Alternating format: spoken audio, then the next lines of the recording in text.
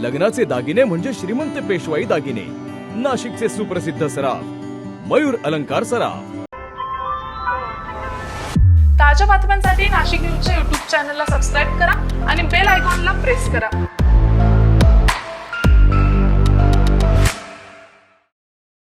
इगतपुरीत social मीडियाच्या माध्यमातून ओळख करून तरुणीची फसवणूक करत तिच्यावर वारंवार अत्याचार केल्याची धक्कादायक घटना उघडकीस आली आहे। आरोपीला पोलिसांनी अवघ्या 4 तासात बेड्या ठोकल्यात। 19 वर्षीय पीडित तरुणीची आरोपी मुस्तफा सलीम शेख याच्याशी 4 वर्षापूर्वी इंस्टाग्रामवरून ओळख झाली होती।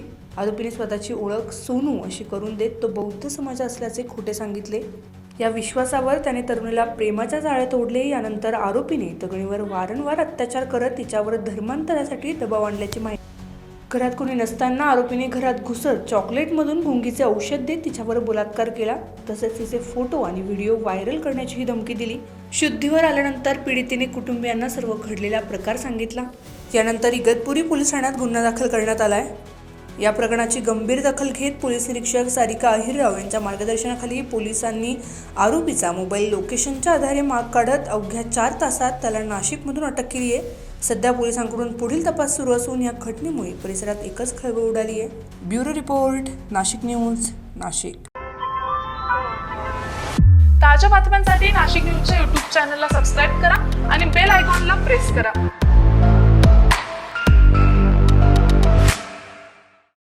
नाशिककर, स्वच्छता असे जिथे आरोग्य वसे तिथे, म्हणून ओला, सुका आणि इलेक्ट्रॉनिक कचरा वेगळा करा। ओला कचरा म्हणजे स्वयंपाकघरातील उरलेले अन्न, फळभाज्यांचे अवशेष आणि इतर नैसर्गिक कचरा, हे सर्व हिरव्या कचरा पेटीत टाका। सुका कचरा म्हणजे कागद, प्लास्टिक, कपडे, काच व धातूच्या वस्तू, हा कचरा निळ्या कचरा पेटीत टाका। आणि इलेक्ट्रॉनिक कचरा म्हणजे फोन, संगणक, टीव्ही, चार्जर, बल्ब, इलेक्ट्रॉनिक उपकरणे व वैद्यकीय साधने, हा कचरा वेगळा जमा करून घंटागाडीतील कर्मचाऱ्यांकडे सुपूर्द करा, कारण स्वच्छ शहर ही आपली जबाबदारी आहे। नाशिक महानगरपालिकेच्या वतीने जनहितार्थ प्रसारित